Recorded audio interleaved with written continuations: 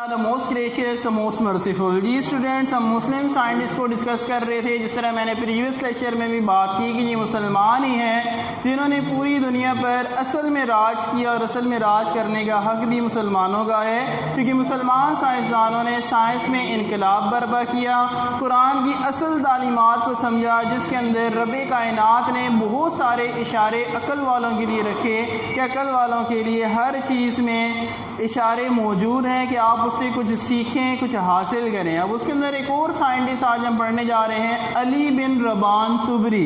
یہ بھی ایک بہت ہی مشہور سائنسدان تھے، بایولوجسٹ تھے.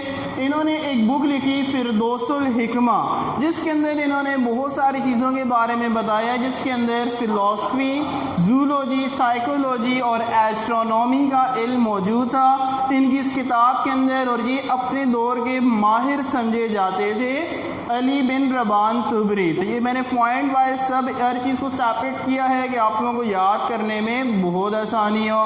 اسی طرح اگلے سائنٹسٹ ہیں ابو عثمان الجاحظ. انہوں نے ایک بک لکھی الحیوان، جس کے اندر انہوں نے 350 سے زائد اقسام کے جانوروں کے بارے میں بتایا، about more than 350 species of animals.